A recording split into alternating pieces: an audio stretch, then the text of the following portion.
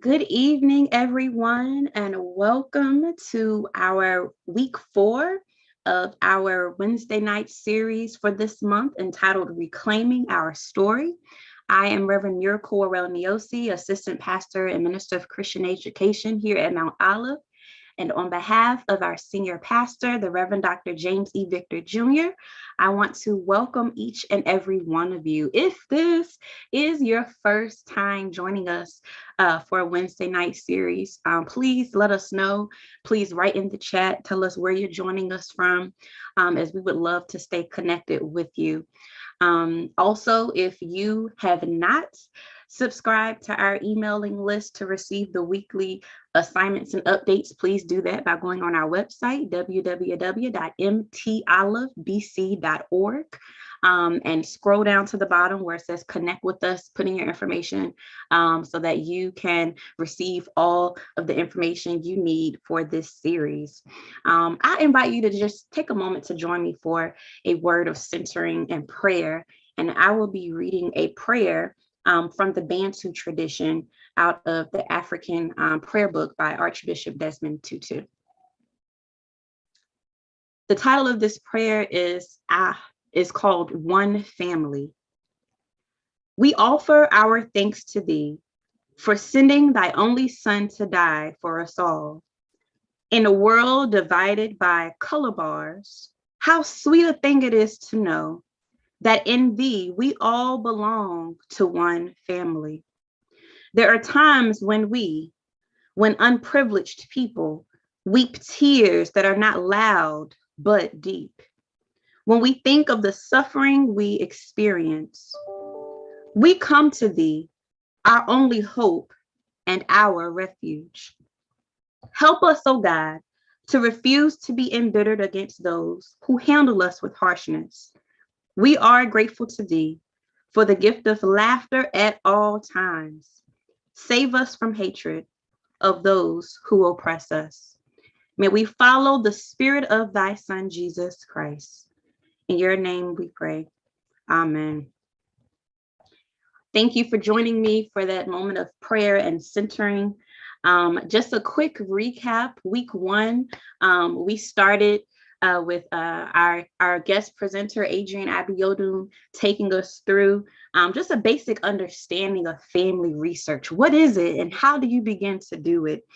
Week 2, we evaluated some of our sources and the quality of the information that we are provided, whether it's online or what we have in our own possession, or even records that are in different places. And then week 3, we went a little bit deeper with our documentary research and overcoming the 1870 brick wall. Adrian, is there anything else you want to add to the recap of what we have learned and what you have poured into us this week before we get into week 4's discussion? No, that was an excellent recap. I think the only thing I would like is to hear from anyone who may have done the homework, maybe 1 or 2 people from last week, about the documentary research, trying to get past the 1870 brick wall, maybe revisiting an older record they might already have, and if they found anything new or had any questions. I know someone had mentioned and asked, what did it mean on inferred children on the 1870 census in the previous session? And that was a great question, because when you're looking at that online on Ancestry, I think it's important to remind everyone that on that census, relationships are inferred and they're not necessarily parent-child or whatnot. So I'm just curious to see if anybody else found anything with fresh eyes. And if not, we can just dive right in and I'll recap as we go along. So if anyone would like to share, feel free to use the reaction button at the bottom of your screen and click raise hand, or you can wave if your video is on so that we can see you and call on you.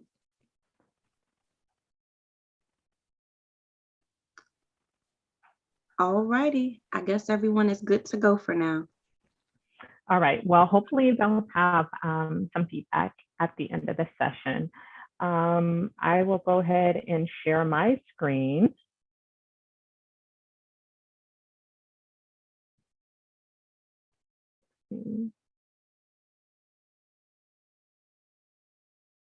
Okay, let me drop down this. All righty, so yes, this is week 4 for the Reclaiming Our Story Genealogy Bible Study Wednesday night session. I've been invited to be with you here for, and I'm excited that we've had this time. I'm happy to share this final presentation with you.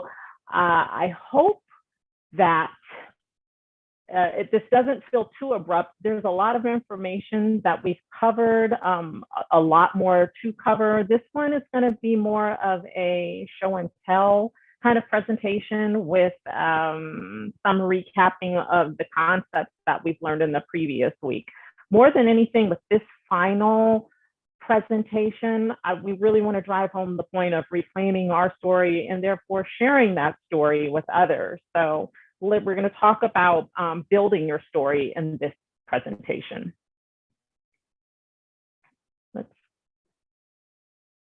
Okay, with this building your story, I would like for you to start considering how you will organize and present your research findings. I know there are many advanced researchers in the room. I've heard from you over the last couple of weeks, and some of you have made it pretty far in your research, and some of you still need to get birth records for your grandparents, it sounds like, or ask where they were born and things like that.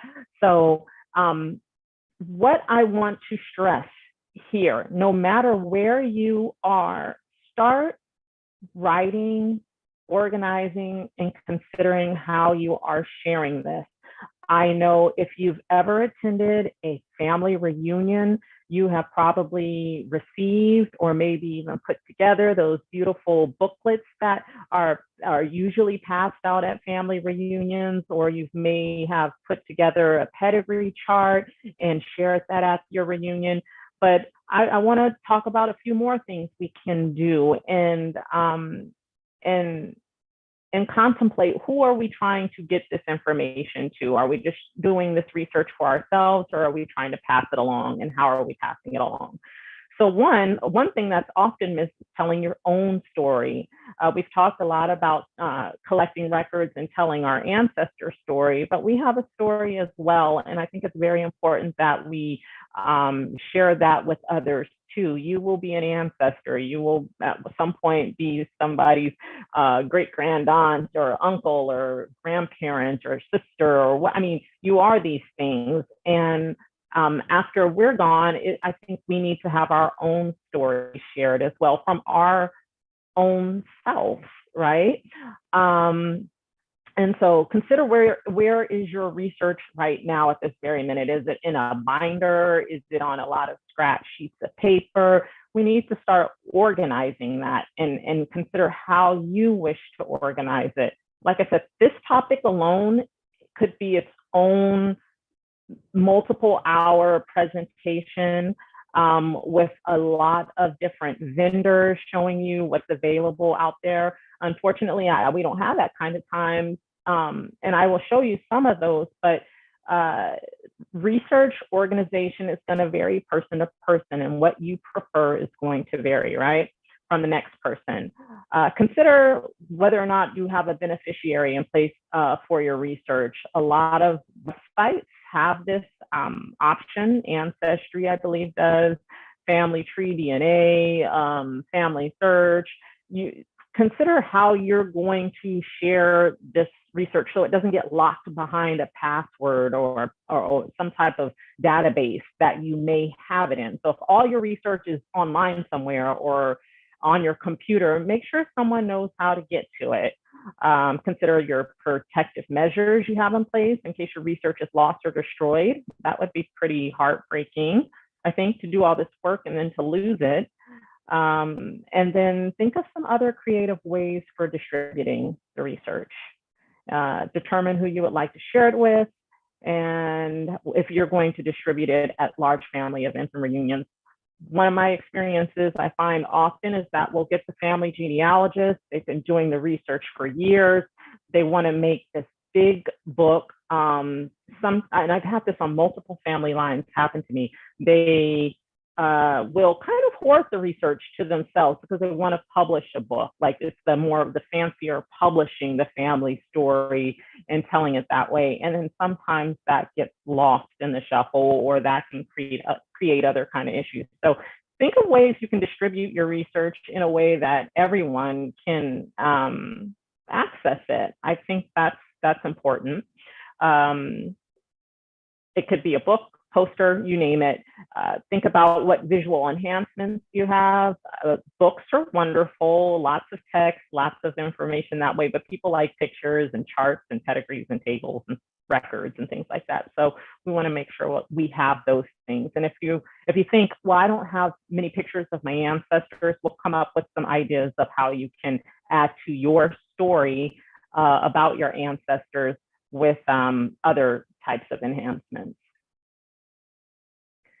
Okay. For genealogy software and organization of your family tree and other databases, we touched on some of these, I think, earlier, but offline resources, you could use softwares like Roots Magic 8, Legacy Family Tree Maker. These are software programs that you can put on your computer, download to your computer, and then work on your family tree offline. Many of them have a sync function where you can sync your offline tree to an online tree and then collaborate with other family members. So this is one organizational strategy if you want to use this. There are hundreds of other options. And again, I can't even cover them, but these are some of the bigger ones. I will showcase a little bit of the My Canvas, I don't know what you call it, software application that Ancestry has built into their site. I've used that one in the past in my own research and building my story, and I'll show you what that looks like now. But again, start writing your own story now. These are screenshots on the side. They are blurry intentionally because that is my little journal that I wrote. When I committed finally to, I've got to write something and put it together for my own children, I decided with writing my own story, I said, I'm going to write about my life before I was their mother, because they will not have known me to be a person who was never without them, my kids. So I wrote about my entire life before I was mom. And I told them all the places I'd lived, because as a military brat, if they ever decided to look for me in records, they would probably not be able to find me very easily growing up unless they knew exactly where I was.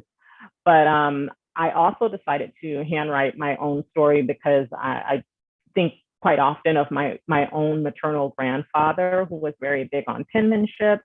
And I know it's something that is not stressed in schools very often. I'm very proud of my own penmanship. And I said to my kids, if you want to know about my life, if it matters to you, you'll learn how to write in handwriting and print and all of that, so that you can read and understand not only my own writing, but many of the old records that we've looked at. So that was a personal choice of my own. I wrote it, I scanned each sheet of paper in, and then I made that the first part of the book that I made for my own children. But you can type yours, you can use audio and video and record yourself. There are so many options for getting the story together, sharing the information, especially with all our smartphones and tablets today. This is a page from the My Canvas software. So My Canvas, again, is something that Ancestry.com has built into their site. It's in the extras part. So if you use Ancestry.com and now you've made your tree, you've attached records there, and you want to do something with that, you want to make a book, you want to make a poster.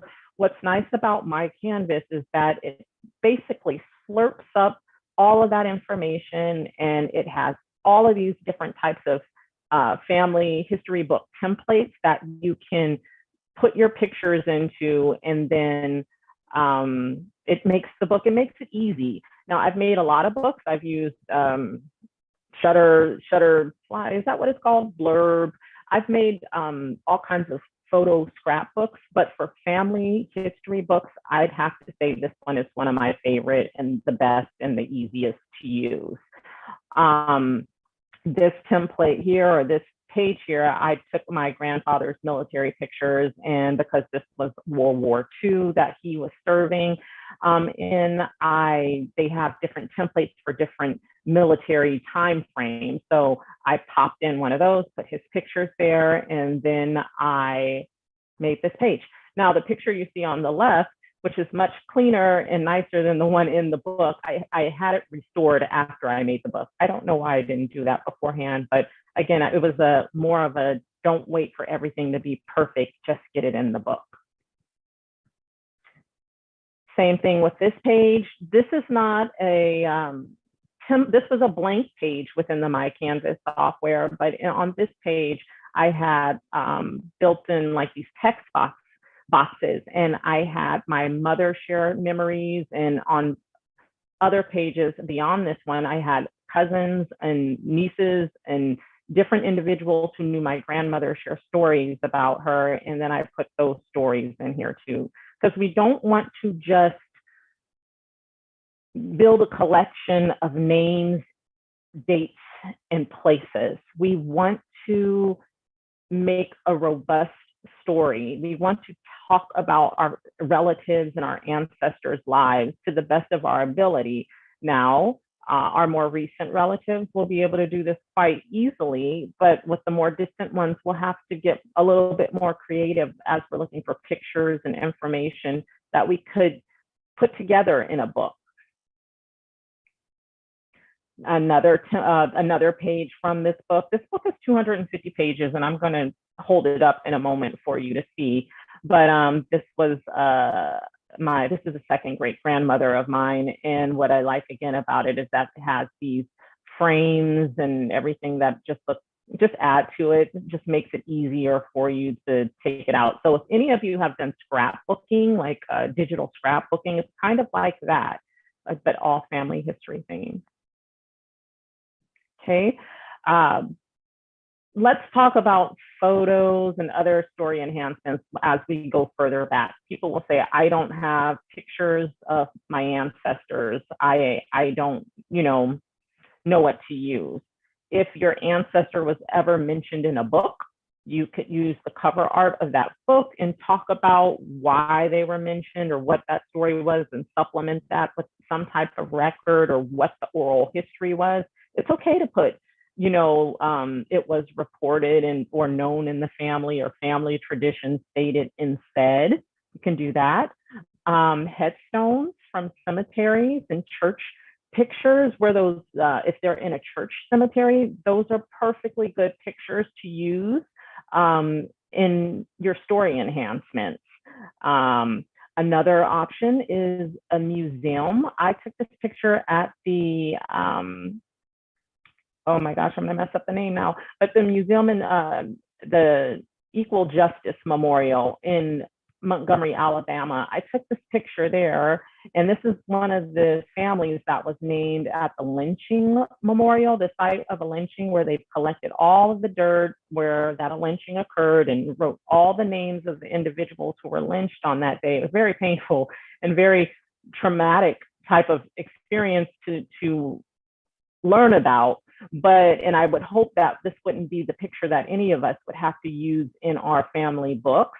But again, museums have a lot of information sometimes on an event or family of ours. I did have relatives in, not direct line relatives, but collateral relatives that were lynched in Mississippi, and their dirt has not been collected yet, but will be at some point, and then I hope added to the museum as well.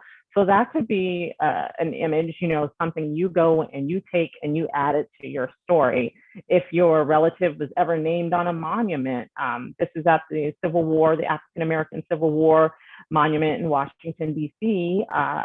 Some years ago, I took my children there and we looked for about 4 names of USCP soldiers who are in my family that served in the Civil War. And we took this picture there. So even though we don't have a picture of those ancestors, we have the picture in front of the memorial there that talks about them. And we can use that in the book, or whatever it is that you decide to help tell the story. There are charts. This is one of my family tree charts from my heritage. It's a fan chart. There are so many of these, and you can put leaves and flowers. You can decorate them to your heart's delight, however you wish to get the information out there. What's important is that you document it, you organize it, you push the story. And this is another one from my heritage. And this one is just a colorized version. And it kind of, the purpose of this is to show you where the gaps are or where the holes are, where you haven't found maybe an ancestor there, but I think it's really pretty. So I like these kind of fan charts. You can use maps and then again, visit a location. So I have no pictures of my ancestors, my grandmother's father or any of his parents or grandparents. And I went to the town that they were in and on the 1900 census. And I visited that town in Mississippi, which is very small, and it pretty much all looks like that bottom picture down there. I cannot remember what the population was, but there was nothing there. And I used these in my book for my family. This was after I had created the book.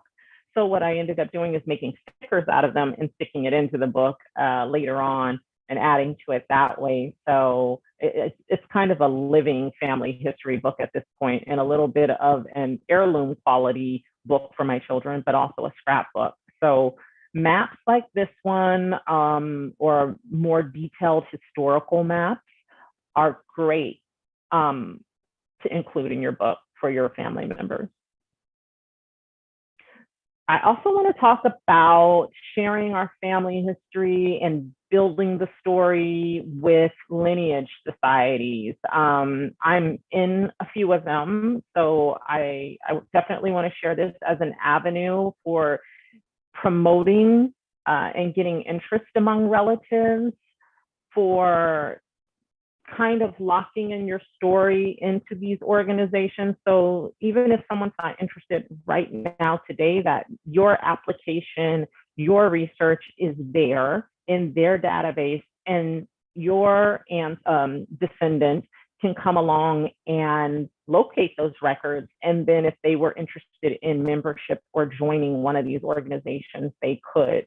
So that's kind of what happened for me when I joined the Daughters of the American Revolution in 2016. My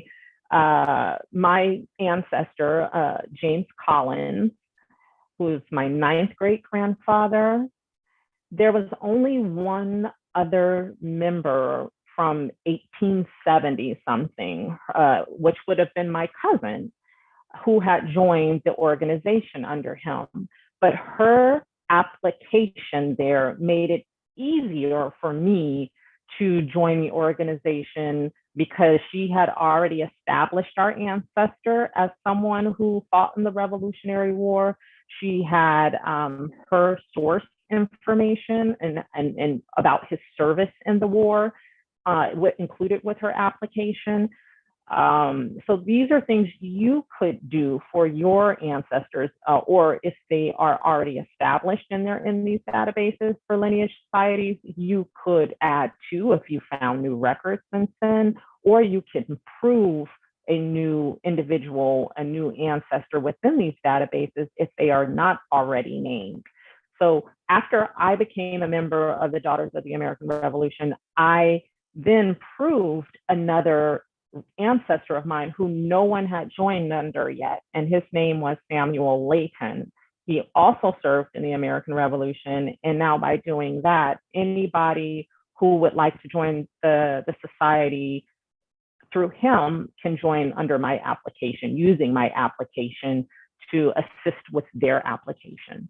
So this has been a great way for me to get my children involved. I even got my brother interested, which is incredible.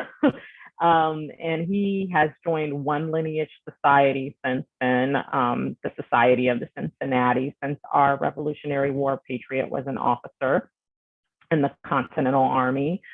He joined that society, but my children are in the Children of the American Revolution, and they will join others for the purpose of scholarship and to learn about their ancestors and to learn about history in a more interactive way. So my kids have really enjoyed participating, and this is me and my daughter here at a event that we put together and participated in at the Bentonia Blues Festival in Mississippi. This is my Daughters of the Union Veterans of the Civil War certificate for my great-great-grandfather, great-great-great-grandfather, Alexander Branch. Different people are excited about different things. So when I get these certificates sometimes and I show them with, to my family, they get really excited and they want one too. It's like, well, I want that. I come from him too. That's my, fourth great-grandfather. And so I find that by having them, it sometimes it excites them. And then this is mine for the Daughters of the American Revolution with my insignia there as well. So these are some things that I've used as motivators to get people interested in family history in my family, and to also build the story to include in my books or any future information, but also to lock our family line into these organizations so others can benefit from that later on. Here are a few lineage societies that may be of interest to you, but there are hundreds of them. There are first families of multiple states. So if your family was the first in New Hampshire, you could look into something like that. If your family was someone in your family was a farmer, you could look into a lineage society for that. There are tons of military societies and like for wars, if your ancestor served in those. I do have ancestors that fought with the Confederacy, so I'm eligible to join that. I don't think I will be, but I could. And these are very personal. Some people join them all because they can and they want to. Some people join them for scholarship. Like I said, there are scholarship opportunities within a lot of these and volunteer opportunities. And that's why a lot of people find themselves joining them or doing it for their children to join. And that is it for the PowerPoint. But again, I just wanted to show you what some of my organization and research looks like as well in the final form. If I was doing this presentation in person, I would have a lot of things and pretty big charts and things. This is to give you ideas.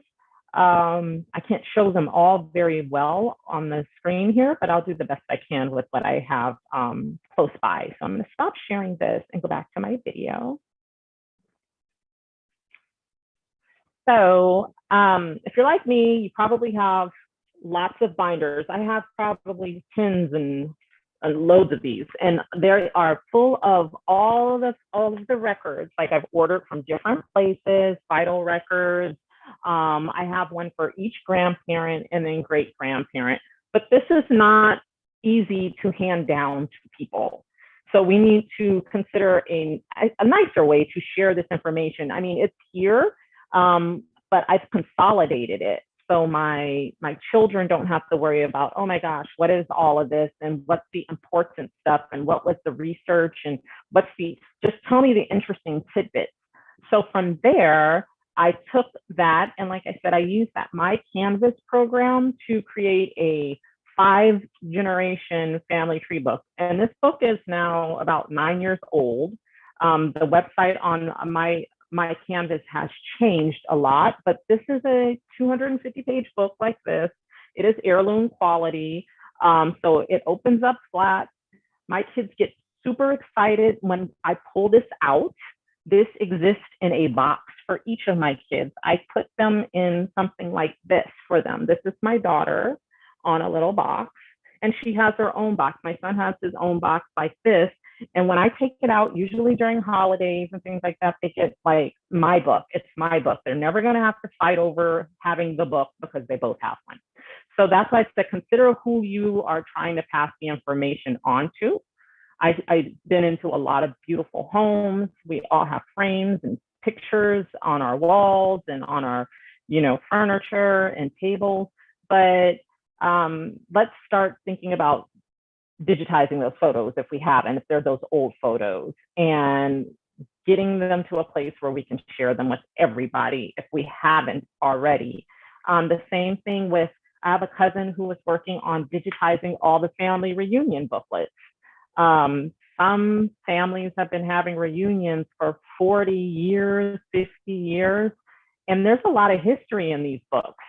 So, and usually it can be recycled, it's the same, but some stuff does get updated. So it's nice to kind of have these in a digital format, if that's not something you've already considered doing or haven't already transitioned to. That's a nice thing to do.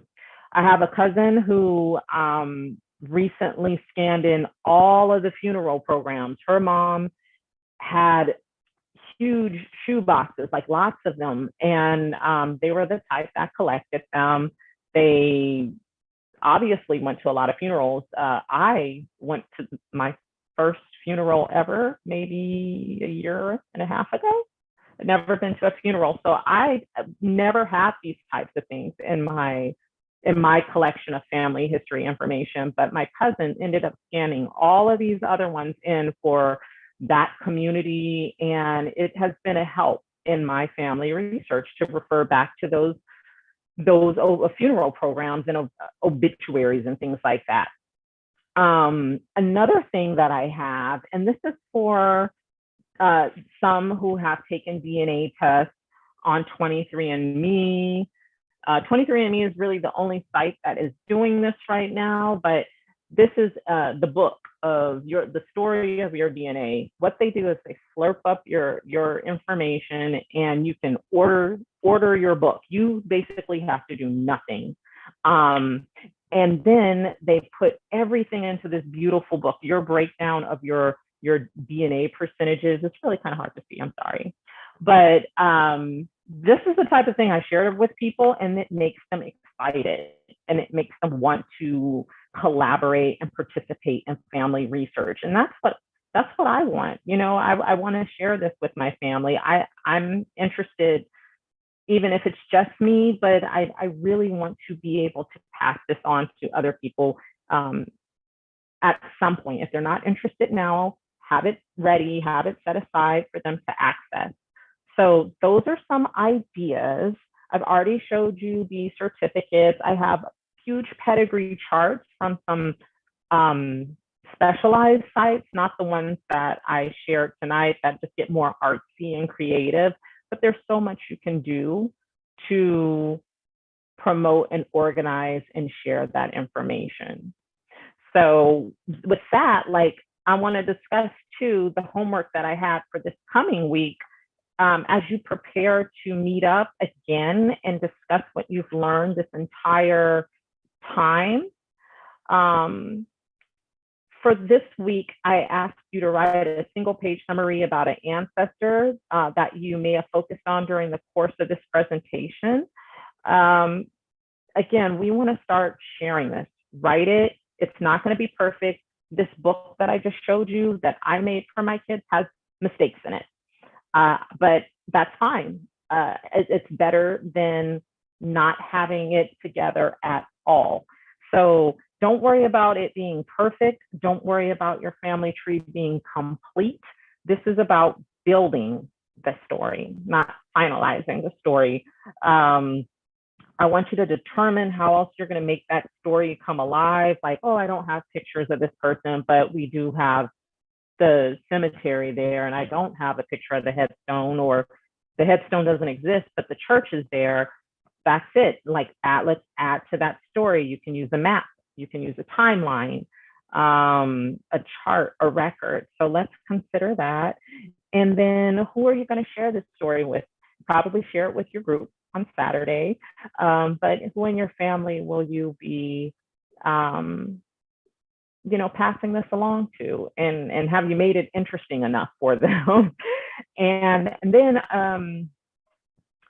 I want you to think about some of the suggestions here. Do you want this to be online research, offline research? Another thing I do is I have a blog that I've not kept very active recently, but when I have something and I want to just leave it there as cousin bait, if you will, I want to find people, and I know Google is very powerful, and someone will at some point come along and Google a name and a place, and they'll come across my blog. I've had that happen now. I've had that blog for, I don't know, 10 years. And people will write and say, hey, I saw your post on this family member, and I am also related to that person. And then, we can share information and stuff like that. So I am a fan of public sharing as much as possible, but I understand not everybody is. So just think, is there something if there's something kind of private, is there a way you can share part of that publicly to encourage others and to find those long lost relatives that you're not yet connected with? So that's the building your story part. I hope that this part has been helpful, and it will encourage you to utilize the previous weeks and pull it all together now. Like, let's not wait for perfect and complete, but let's pull it together now.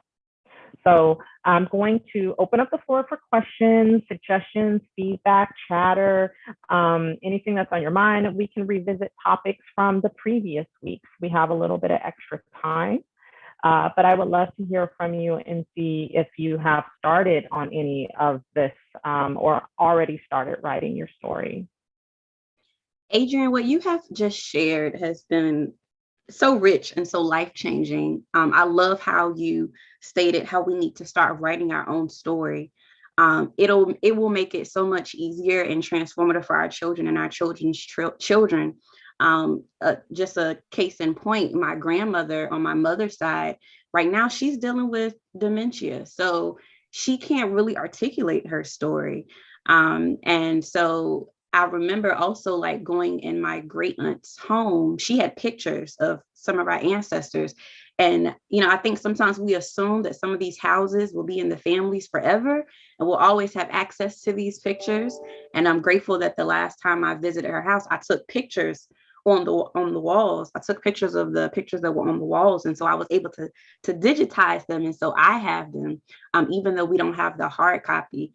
So it's just so important that we have those and we keep them for our children. And that, we even talk to our cousins, our older cousins, because they have stories that we may not have or that we can't access from maybe our grandparents or our aunts and our uncles. So that's just very powerful. So if you all have any questions, go ahead and start gearing up to ask. I do have a question for Adrienne just to kick it off. I was able to do my DNA ancestry, and I wanted to, of course, to compare that to some of the oral history and oral stories that had been passed down to me. And so one of the things that was shared in my family was that we have Native American ancestry, and that didn't pop up on my DNA results. And so my question for you, Adrienne, like with something like Native American ancestry, do they sometimes couch that in like other language? Like, for example, one of my communities that they matched my DNA with was Virginia, North Carolina border African Americans, and Northeastern North Carolina and Southeast Virginia African Americans. Would they couch that in that, or does it usually just straight out say Native Americans? It will say on Ancestry specifically, it will say Indigenous Americas, and then it will give a category: North, South, Central, I think. So it will state that. Sometimes if you have a small percentage, testing at 23andMe may detect it when Ancestry DNA cannot. But usually when people say and I hear these stories, I had Native American ancestors, it's usually like my great grandma or like something really close that people will mention. And with that, I will say, if you tell me your great grandmother or grandfather was 100% Indigenous American, that if they were would show up in your DNA. Like I would expect to see 3 to 4%. If you tell me your 7th great grandparent was Indigenous American and you have it on a record, that I would not expect to see in your result, but you have it on a record, and that's fine. It's usually people with that oral history. I'm finding it's always supposed to be closer than that, and it never appears in their DNA. And so, that's the whole webinar. So maybe I'll get with my 94-year-old grandmother and maybe get her DNA results and see if it shows up on hers. If it doesn't show up on hers, then I don't know where the oral history came from. Right. And see, there you go. You have that strategy as well, because it could be there. It could just not be, you didn't inherit it. Like my mother and her 3 sisters took DNA tests, and only one sister has any trace of Indigenous American DNA. So not everybody will inherit it, but if, like you said, if your grandmother doesn't have it and she's closer to the source, then yeah. Thank you so much. That is helpful. Sister Alora, would you mind unmuting yourself and sharing with us? Okay, I went back to do my homework assignment for last week, and I revisited my 4th great grandfather, which I shared with you on a previous session. And he was the one that the census showed all of the inferred children. I went back, I took a second look, my cousin took a second look, and there was actually a son that wasn't listed initially who had the same name. And all those children that we thought were his were actually grandchildren, because they all lived in the same house. So you have to keep going back and looking at your information, and just don't drop it and leave it like whatever you just read was gospel. You have to keep going back and checking. So yeah, I'm so glad that, like you said, you did that. And I'm always doing it. I know we cite and organize our research for the purpose that we don't have to, but I don't think that's necessarily the case. We want to know where we looked, and we want to know that we have the record or access to it. But I think it's always great to go back and just double check. Wait a second now. Let me go see who that sister was in the house, or that brother, or that person with that name. That name sounds familiar. And for me, like I have an 1870 census thing, and me and another cousin, we cannot not. It's hard to break away from believing that those people are my ancestors, because I want them to be my ancestors. Like they were free people of color prior to 1870 and 1860 and 1850. And I have a same name person. And in my instance, it's an ancestor named James Roberts. And there is a James Roberts in 1870 who was a mulatto. And then in 1860, same name, same age, same area, mulatto. But in that household, it doesn't say that he is, what his relationship is. And I've reached out to several of this family's descendants who all passed for white. That family decided to start passing. And I created this whole story in my mind about why my family left the area, in that they didn't pass. They decided not to pass. So they had to leave. I made this whole thing, but I don't match any of the other people who appear to be coming from that family in my DNA results. So I'm kind of having to I have to let it go or just set it to the side. But those records, 1870, 1860, are tricky because they don't list the relationships. Yeah. Thank you for sharing, Sister Kilgore. Are there any other questions or comments or insights or any of your results that you were able to come across that you would like to share? We have Sister Rennie. Rennie, are you raising your hand, Sister Rennie? I was trying to. Yes. Yes. Okay, and I'm sorry I can't be on camera. You wouldn't want to see me, so it's fine. But nonetheless, I had a question about the best place to find information if you have relatives in the Caribbean, specifically in the Bahamas. I don't do a lot of research in the West Indies and the Caribbean, and so I'm not the go-to person. I'd have to look that up for you.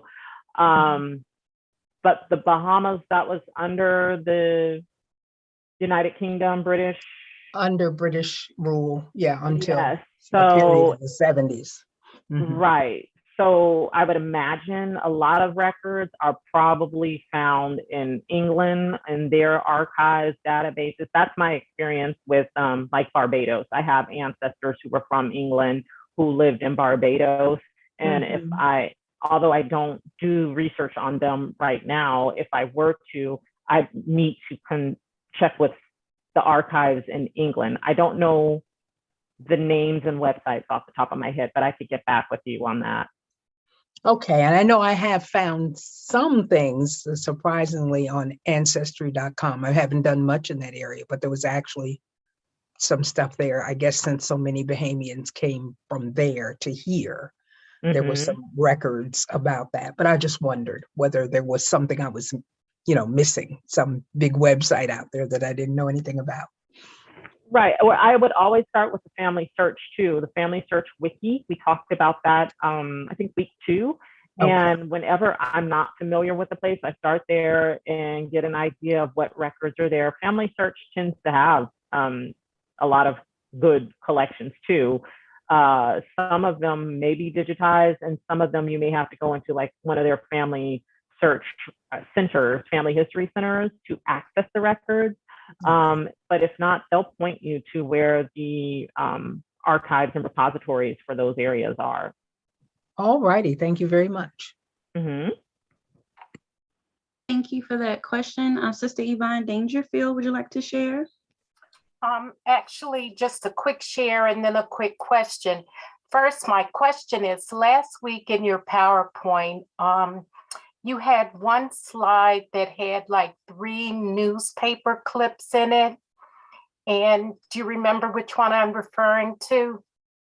Yes, I think so. It had a lot of them, newspaper clips in them. Okay, it was one that had specifically 3 on there. And my last name is Dangerfield, which is not common at all. But when you shared that clip, I saw my name and it jumped out. So I'm wondering, if I send you my email address, can you send me your sources for those clips?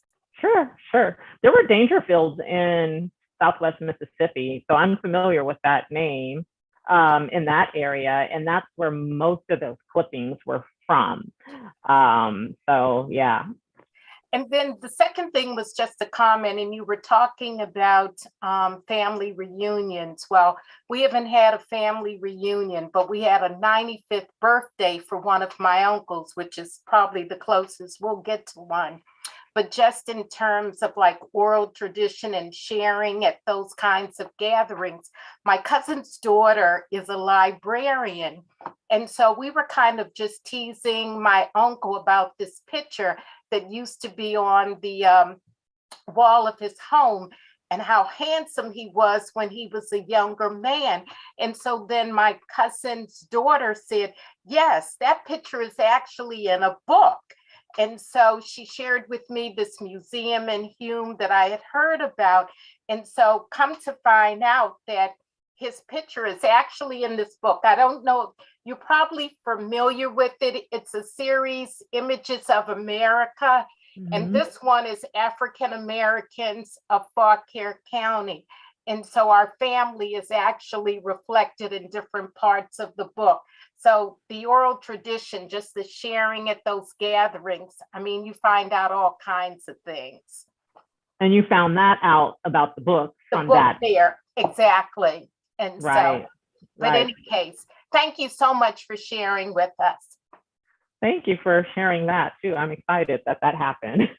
I think those are the best finds, you know, like the picture from the presentation tonight with the cover of the book that I shared, we had found, my cousin and I, who were researching an ancestor, Alexander Jones, who fought in the Civil War as a scout for the man that the book is about. It mentions him in the book. And this particular ancestor of mine did not get his pension because he was claiming I was on the battlefield, you know, as a doctor, I was doing all of these things. But then in this book that this man had done all this research on and included our ancestor's name, it seemed kind of like this paperwork issue happened where he was doing more work, but was only being counted as day labor. So, and then because he was a scout for this guy who was the most hated Union person in that area, we feel like he just got the short end of the stick, but it was still pretty cool to come across his name in that book, you know, and to know that there were other records out there that we didn't find, but this researcher who took an interest in that individual who fought in the war came across them. So I know how that feels. I know that feeling. Sister Elora, did you have something else you wanted to share? Okay, I just wanted to make sure. Are there any other comments, questions, or concerns? Any findings, insights? Feel free to use the reaction button to raise your hand, or if you do a quick wave, I'll be able to see you. I will share this. I don't know if you all have seen the movie A Journal for Jordan or not, but when Miss Adrienne was sharing, it made me think about that, how the father left a journal of his life to his child. And it's a good thing he did, because I don't think he ever got a chance to actually meet his child. But his son, Jordan, he was able to learn so much about his father and his father's legacy, and really, you know, grow into being, you know, the man that his father, you know, always wanted him to be. Like, he still felt like his father's presence was there because he read so much about his father and got to know his father. So it is really important that we start telling our stories now to pass on to our children. And don't wait until it's too late. Write it out while it's fresh in your mind. And so I know that this is a journey of family research. We don't expect you to have figured everything out in 4 weeks. We don't expect you to have your entire family tree finished. But we hope that you have been able to come across something maybe surprising, something new, something that has helped provide a deeper purpose or meaning into your story or your family story, or to help provide context about why, you know, you may just live life the way you do, that you wouldn't mind sharing with us on Saturday at our Black History Month Cafe. It could be a picture. You can, you know, read a little bit of the letter that you were supposed to start working on for your homework. It can be anything that you feel is personal and meaningful to you, that really helps you to reclaim your story and gain strength from your story, your family story, who you are, and who God has created you to be. And we know that whatever you come across will definitely be inspiring for your family and for those to come after you. So if you have not registered for the Black History Month Cafe, please go on our church's website, www.mt untitled.olivebc.org.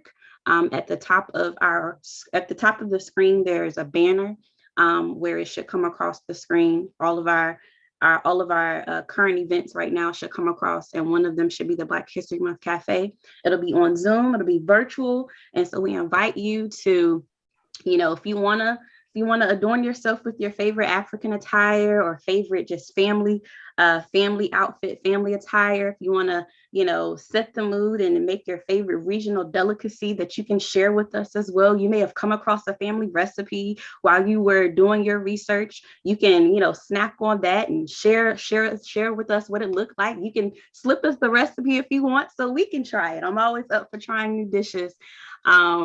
So you could definitely do that.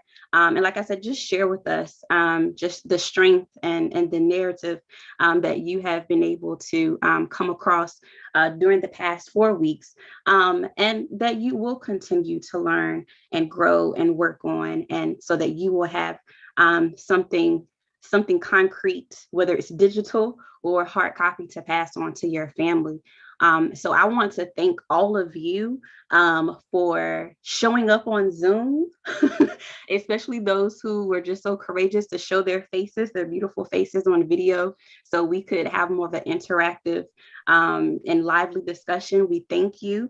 Of course, we want to thank Miss Adrienne Abiodun. This would not have been possible without you. This has been a very lively past 4 weeks, and it will continue to be lively as we continue this journey of reclaiming our story. Can we give like a virtual hand clap for Miss Adrienne, which has been so lovely to work with? Of course, we want to thank our senior pastor for his vision and wanting and encouraging us to really dig deep to get a better understanding of our family history and our story and reclaiming our roots. And so we praise God for Pastor Victor. We thank God for our media director, Brother Christian Whitley, who's been with us every week behind the scenes, making sure we can be on live stream and making sure everything goes smoothly. We just give God praise for all of you, those watching on Facebook, those watching on YouTube. Thank you, thank you, thank you. Just a reminder that every week this was streamed on Facebook and YouTube. So you can go back on our Facebook page, the Mount Olive Baptist Church of Arlington Facebook page, or the YouTube page. And all of those links are on our website. So you'll find exactly where it is. And you can watch the replay. You can see the PowerPoints with all of the information on the replay. So all of the information is there. So if you missed a week, feel free to go back, work on your assignment, and bring something to share on Saturday. Even if you feel like it's small, show up anyways and be present, and show us that you are boldly on this journey of reclaiming your story and walking into who God has created you to be. So just one last reminder, because I don't want anyone to feel left out. If you have not been receiving weekly emails from us, if you didn't get an email last week with the assignments or the homework, please subscribe on our website, www.mtolivebc.org. Scroll to the bottom and click connect with us, put in your information. You can also email me. My email is mworrell, that's miracle, M as in miracle, WORRELL at mtolivebc.org. And I can just email you all of the information that was sent out the past 4 weeks. So that is all I have. And I hope and pray to see you all on Saturday at 12 noon. We will be on Zoom, just on Zoom. We won't be on Facebook. We won't be on YouTube. We will just be on Zoom. So you have to register and be on Zoom to join us on Saturday. Adrienne, do you have any closing words before we dismiss? No, thank you so much for having me. Thank you again for sharing your stories and a little bit about your family with me. I love hearing it. I love seeing the excitement. I love being with people who understand the importance of this. And I hope, again, I wish you all the best success in your research journeys and overcoming brick walls. And in the meanwhile, just having a whole lot of patience, trying to find some of these ancestors, because some of them don't want to be found. So good luck. And again, thank you. And feel free. I mean, my email has been on the slides and it's there in the recordings. So if you have a question that comes up afterwards, just email me and I'll see if I can get you an answer. Thank you. And before we stop streaming to our on social media, I just want to encourage everyone that God has been and God is with each and every one of you on your story, despite any challenges you may have faced. Know that God is with you and God is behind the scenes working to just work everything out for our good. So be encouraged and we will see you all on Saturday.